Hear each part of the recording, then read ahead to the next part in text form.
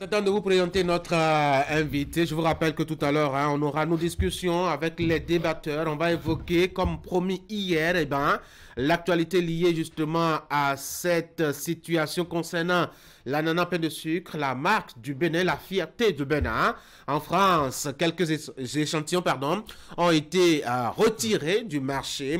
Qu'est-ce qui s'est passé en tout cas pour ce qu'on apprend de façon officielle là-bas? En matière donc de qualité, il y a quelques réserves à porter, en tout cas pour ce qui concerne la consommation en toute sécurité pour la santé humaine. Conséquence, à Cotonou, les lignes ont bougé. Le directeur de l'ABSA, l'Agence béninoise de la sécurité sanitaire des aliments, a été suspendu et convoqué devant, je dois dire, la police pour enfin donner quelques explications. On verra bien, en tout cas, quelle analyse feront les débatteurs qui passeront par ici tout à l'heure. Je vous rappelle aussi qu'on aura le rendez-vous avec Ali Moumouni tout à l'heure. On fera le tour de l'actualité des sports ce matin. Et puis le rendez-vous économie avec Clément Dego. Lui, il sera au téléphone depuis Paracom. Avec lui, on va parler des discussions qui ont eu cours la semaine écoulée au Parlement autour donc du budget général de l'État pour son exercice 2022-2025. Voici notre invité ce matin. Il s'appelle Damien Arwandokun, il est coordonnateur national du réseau LJLB. Le LJLB, c'est le réseau des jeunes leaders du Bénin. Monsieur Arwandokun, bonjour. Bonjour, monsieur Tanguy. Bienvenue sur Actu Matin. Ravi d'être dans vos bleds ce matin. Alors, c'est un honneur de vous voir passer par ici. Alors, que fait votre réseau concrètement, le réseau des jeunes leaders? Bon, merci une fois encore de me donner cette opportunité de nous exprimer une fois encore sur notre réseau. Et en effet, le réseau des jeunes leaders du Bénin, qui est né il y a je dirais pratiquement un an, est un réseau qui promet l'excellence en politique. Okay. Parce que vous n'êtes pas sans savoir que depuis 1990 jusqu'à nos jours, il y a des pratiques politiciennes que nous observons dans la chose politique. En tant que jeunes, nous nous sommes donc regroupés dans un creuset pour faire donc un diagnostic. Et le diagnostic que nous avions fait, c'est que nous voulons désormais changer donc les donnes dans la chose politique. Vous n'êtes pas sans savoir que la jeunesse béninoise, dans sa globalité, elle est suscitée à la veille des élections. Mais pourquoi chaque fois et toutes les fois que c'est à la veille des élections que cette jeunesse qui a été longtemps marginalisée, maltraitée, j'allais dire, pourquoi elle est toujours sollicitée à la veille des élections? Puisqu'elle répond toujours elle aussi. Elle répond naturellement, mais il va falloir quand même que nous, en tant que jeunes, nous puissions vraiment contribuer efficacement au développement donc de notre pays. Et c'est fort de cela que nous nous sommes regroupés dans un creuset qu'on appelle RJLB, Réseau des jeunes leaders du Bénin, pour nous faire connaître et être au cœur donc de l'actualité politique. Alors, vous parlez de pratiques politiciennes, de quoi parlez-vous? Bon, les pratiques politiciennes, c'est ce que vous connaissez, parce que aujourd'hui, vous n'êtes pas sans savoir que les jeunes sont utilisés à des fins électoralistes. Et une fois les élections terminées, ces jeunes sont rangés donc dans les tiroirs. Et des jeunes qui ont mouillé le maillot, qui ont milité, et pour qu'un député, un président, un maire soit donc élu à la magistrature suprême ou fort de tout cela, juste après ça, on oublie la jeunesse. Est-ce que c'est la faute à ces acteurs politiques ou c'est la faute à la jeunesse? Non, je pense que la responsabilité se partage. Oui. D'une part, c'est la faute à nous-mêmes en tant que jeunes, et d'autre part aussi, c'est la faute à nos aînés. Nous-mêmes, parce que en tant que jeunes, il est souvent difficile de se regrouper dans un creuset.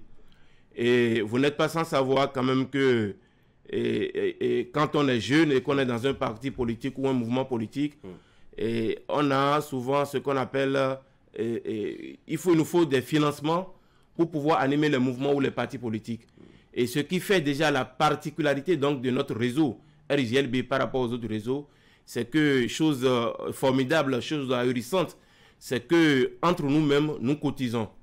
Et il est bien vrai que vous ne verrez pas souvent dans les mouvements politiques et que des jeunes qui sont, oui, c'est vraiment rare, que des jeunes qui ont donc vraiment des ambitions, des objectifs pour pouvoir donc servir leur pays, se regrouper dans un creuset sans un rond des hommes politiques. Un jeune qui a travaillé, qui a milité, qui a sué pour faire venir ou pour faire élire un président, qu'est-ce qu'il a à attendre quelque chose de ce président? Il vaut mieux aller travailler, créer une entreprise, travailler, contribuer au développement de son État. Donc pourquoi est-ce qu'il a à attendre quelque chose de ce président qui est élu? Mais c'est naturel. Ah oui? C'est naturel parce qu'un président ne vient pas ex nihilo au pouvoir. Oui, ça c'est clair. Un président vient toujours au pouvoir par une force politique. Oui. Et quand vous venez au pouvoir par une force politique, du coup, vous devez travailler avec des gens politiques, des gens qui vous ont aidé à céder à la magistrature suprême. Et il n'y a rien de cohérent là. Oui, mais quand on ne vous a pas appelé, ce n'est pas un crime non plus, parce que on est 13 millions de Béninois. Si par exemple 5 millions travaillent à ce que je viens au pouvoir, je ne peux pas nommer toutes les 5 millions de personnes, par exemple. Alors quand je n'ai pas nommé quelqu'un d'entre certaines personnes d'entre elles, pardon, elles devraient quand même pouvoir aller trouver un travail et travailler à faire développer le Bénin et accompagner l'action de développement du Bénin. Je suis entièrement d'accord avec vous. Et au sein donc du réseau des jeunes leaders du Bénin, nous n'avions pas connu une nomination, mais nous dénonçons chaque fois et toutes les fois les dérives donc du gouvernement et que nous encourageons aussi donc le gouvernement sur certains points à aller de l'avant. Donc on n'a pas besoin d'être nommé à un poste politique avant de servir son pays. Et c'est ce que nous le faisons depuis des années. Est-ce qu'il ne faut pas travailler à éduquer la jeunesse, à savoir que l'avenir n'est pas dans les postes politiques, dans les nominations politiques, etc., mais plutôt dans ce qu'on a conçu par ses propres mains soi-même? Naturellement, les postes politiques sont des postes éphémères. Et sont des postes éphémères. Et c'est pour cette raison que nous, au sein donc du réseau des jeunes leaders du Bénin, nous avions compris très tôt. Et vous n'êtes pas sans savoir que nous sommes avec des femmes à Godier, des femmes amazones aujourd'hui. Nous avions installé une ligue donc des émidiamans du réseau sur toutes les terrains du territoire national et que nous donnons donc des formations à ces femmes amazones. Nous descendons sur le terrain pour leur apprendre par exemple des petites activités rémunératrices de revenus et c'est ce à quoi nous nous attelons depuis des années et que le réseau donc des jeunes leaders du Bénin a aujourd'hui quand même étalé cette tentacule sur toutes les terrains du territoire national, c'est-à-dire dans les 12 départements et dans les 77 communes. Donc, nous restons sereins et que nous travaillons en notre sein pour pouvoir quand même contribuer effectivement au développement donc, de notre cher pays, le Bénin. Quels sont les résultats de vos actions là maintenant? Les résultats de nos actions, c'est que aujourd'hui, comme par exemple, si vous allez dans n'importe quelle commune ou dans n'importe quel département donc, du réseau, le réseau est connu, le réseau des jeunes leaders du Bénin est connu. Nous avions formé aujourd'hui plus d'une centaine déjà de femmes dans quelques marchés donc, de Cotonou et sa périphérie pour de petites activités rémunératrices de revenus. Donc c'est ce que nous avions aujourd'hui à notre actif et nous discutons avec les émidiamans parce que vous n'êtes pas sans savoir que les émidiamans constituent vraiment une classe sociale un peu aux oubliettes, j'allais dire, en griffe. Donc il va falloir aussi, nous avions un bon projet avec ces émidiamans afin vraiment qu'ils se retrouvent vraiment en tant que Béninois pour aussi, d'autre part, contribuer au développement donc, de leur cher pays, le Bénin. Donc vous êtes dans le champ politique depuis un bon bout de temps maintenant. Comment voyez-vous les réformes, notamment dans le champ politique? Je veux parler même de la configuration partisane du Bénin aujourd'hui. Bon, je pense que d'abord, les réformes, c'est à l'actif du gouvernement, à l'actif de l'exécutif. Et il faut féliciter le gouvernement qui est en place parce que vous n'êtes pas sans savoir que c'est difficile les réformes. C'est très difficile, j'allais dire pratiquement, parce que ça bouleverse les attitudes, ça bouleverse les comportements. Mais si nous prenons aujourd'hui la réforme, la grande réforme, la réforme donc des réformes, qui est donc celle donc du système partisan, comme je l'ai toujours dit sur des plateaux techniques, le Bénin, nous sommes à l'initiation donc de cette réforme et que nous sommes en train donc de faire du chemin par rapport donc à cette réforme. Mais il faut noter quand même que cette réforme, jadis, n'est pas parfaite. Il faut l'améliorer avec le temps. Qu'est-ce qu'il faut améliorer? Il faut améliorer beaucoup de choses dans cette réforme. Par exemple, la transhumance en politique.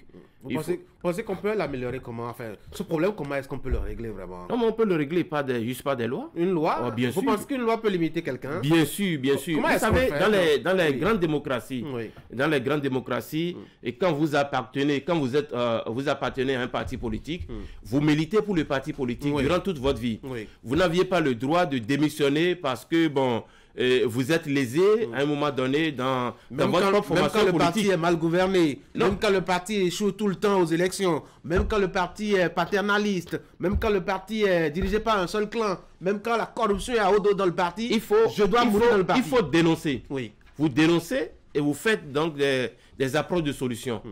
Mais quand vous faites des approches de solutions une fois, deux fois, trois fois, je pense que ça ne va pas quand même tomber dans les erreurs d'un sourd. Ceux qui ont donc la lourde responsabilité de gérer donc ces partis sont donc dans l'obligation de vous appeler afin que les choses changent. Mais vous devrez être normalement contre la réforme du système partisan. Non, vous qui êtes organisé en réseau, les gros partis politiques qui sont là installés vont vous écraser, quels que soient les rendez-vous électoraux qui arrivent. Vous ne serez que des tâcherons, en tout cas organisés en réseau comme vous l'êtes là actuellement, des tâcherons pour ces partis politiques. Bon, le mot est trop fort. Nous ne serons pas des tâcherons parce que, vous savez, les partis politiques aujourd'hui, ce sont pratiquement des regroupements donc, de mouvements politiques. Oui, ça c'est clair. Il n'y a pas de parti politique sans regroupement politique. Oui. Et la réforme du système partisan, tel que je vous ai dit, c'est un avantage, un atout pour donc, le peuple béninois. Mais ce que j'ai toujours déploré, c'est que quand vous prenez un peu cette réforme en elle-même et avec le code actuel, la jeunesse n'a pas vraiment son mot à dire par rapport à tout ce qui se passe. Il est bien vrai que vous venez donc de noter tout à l'heure que les mouvements politiques seront broyés, effectivement, et je le confirme, mais ce n'est pas pour cette raison quand même qu'en tant que mouvement, demain nous pouvons être un parti politique. Et qui le sait, seul Dieu, on peut devenir un parti politique. Mais pour le moment, nous sommes un réseau fiable, un réseau respecté et respectable sur l'échiquier politique national parce qu'à un moment donné, nous avions démontré de quoi nous sommes donc capables. Et que ce qui différencie, tel que je vous ai dit tout à l'heure, des autres réseaux, parce qu'il ne s'agit pas de créer un réseau politique pour le créer. Et ce qui différencie aujourd'hui le réseau des jeunes leaders du Bénin par rapport aux autres réseaux, nous sommes toujours dit quand même qu'il va falloir que nous puissions donc changer les choses. Nous puissions changer donc les donnes au 229. Parce que la manière dont nous faisons la politique au Bénin, ce n'est pas une bonne manière. Et il va falloir donc changer donc les choses. Autre sujet de l'actualité, le Bénin et le Niger qui ne s'entendent pas, en tout cas depuis un an pratiquement maintenant, depuis le coup d'État intervenu le 26 juillet 2023. Fort heureusement, il y a une médiation qui, en tout cas, nous fait avoir beaucoup d'espoir. Les anciens présidents Soglo et Yahi étaient à Niamey, puis au Palais de la Marina, le lundi dernier, pour essayer, en tout cas, d'amener les deux parties à discuter, à se voir. Les choses se dessinent comme annoncé. Comment est-ce que vous analysez cela chez vous? Bon, je pense que c'est un ouf de soulagement. D'abord, il faut expliquer à nos téléspectateurs que par rapport à cette crise, le gouvernement a déjà anticipé. Qu'est-ce que je mets dans l'anticipation? Vous n'êtes pas sans savoir qu'il y a de cela quelques mois, le gouvernement a essayé donc de discuter avec les autorités nigériennes pour trouver donc une solution parmi tant d'autres par rapport à la fermeture donc de la frontière. Et que chemin faisant, les discussions ont évolué et par la suite, aujourd'hui quand même, c'est un ouf de soulagement au niveau donc des transporteurs. Quand vous chargez d'aujourd'hui votre marchandise et par le port de Cotonou, vous pouvez prendre le corridor Kandi, Segbana. C'est un peu plus long. La sécurité aussi n'est pas tellement garantie. Non, quand Cotonou, Kandi, Segbana, je pense que c'est une très bonne voie. Il y a la sécurité. Tout ce qui concerne le Bénin, je pense que le Bénin est l'un des pays aujourd'hui dans la sous-région d'Afrique de l'Ouest qui dispose vraiment d'une forte sécurité sur le corridor. Et je pense que c'est à l'actif du gouvernement. Mais revenant à votre question, je pense que les anciens présidents, d'abord, il faut les féliciter. Et je félicite vraiment le président d'abord Soglo, malgré son âge. Et de surcroît, le président Yahi Boni, ils ont démontré à la face du monde que, quelles que soient nos divergences, quelles que soient ce que nous avions, ce que nous pouvons donc discuter dans le pays, il va falloir toujours s'entendre.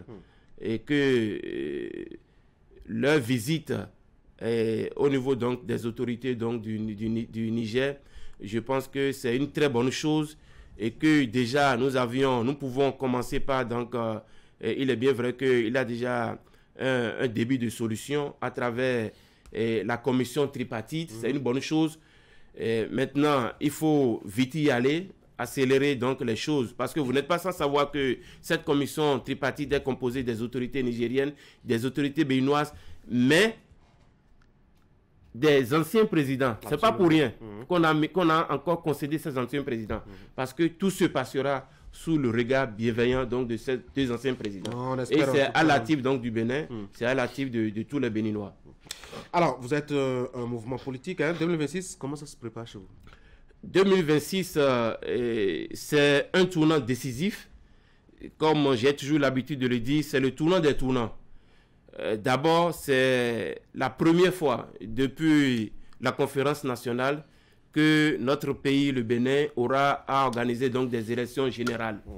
Et fort de tout cela, il va falloir quand même que les mouvements de jeunes, les partis politiques, et les mouvements qui veulent accéder donc à la magistrature suprême commencent donc par mener donc des réflexions. Et la réflexion pour cette fois-ci au niveau donc du réseau des jeunes leaders du Bénin, nous l'avions martelé 1000 et 1000 fois. Pour cette fois-ci, nous voudrions quand même qu'il y ait donc des primaires au niveau de toutes les instances politiques. Ah non, pourquoi ça va être au niveau de tous les... Oui, nous les exigeons. Pas nécessairement au niveau de notre réseau. Oui. Nous voudrions vraiment que cela soit vraiment étalé à toutes les autres formations politiques. Pourquoi?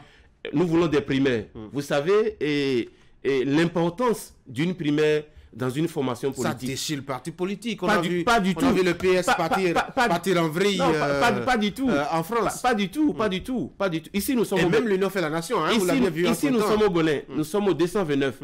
Et aujourd'hui, quand vous interviewez aujourd'hui toute la jeunesse béninoise, les gens sont aujourd'hui dans l'optique de dire aux formations politiques de commencer donc par faire des primaires. Vous savez, quand vous faites les primaires dans les formations politiques, et vous êtes plus assis, vous êtes plus connu, et que rapidement, quand vous êtes proposé par les instances politiques, et tout roule sur des roulettes. Et on n'a plus vraiment, donc, on n'est plus vraiment inquiet à vous accompagner par rapport à votre programme d'action. Donc c'est fort de cela qu'au sein donc, du réseau des jeunes leaders du Bénin, et nous voudrions vraiment que cette fois-ci, qu'il y ait donc des primaires au sein des instances politiques.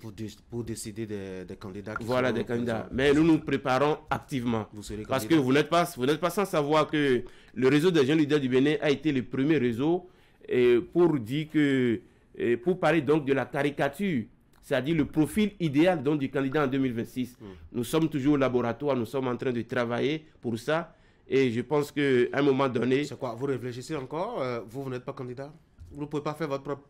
Bon, je suis béninois. Si je remplis les conditions pour être candidat, je le serai. D'accord. Merci beaucoup à vous, Damien Arwandakoun. Je rappelle que vous êtes coordonnateur national du réseau des jeunes leaders du Bénin. Vous étiez sur ce plateau pour parler actualité politique. Allez, bonne journée. Merci à moi.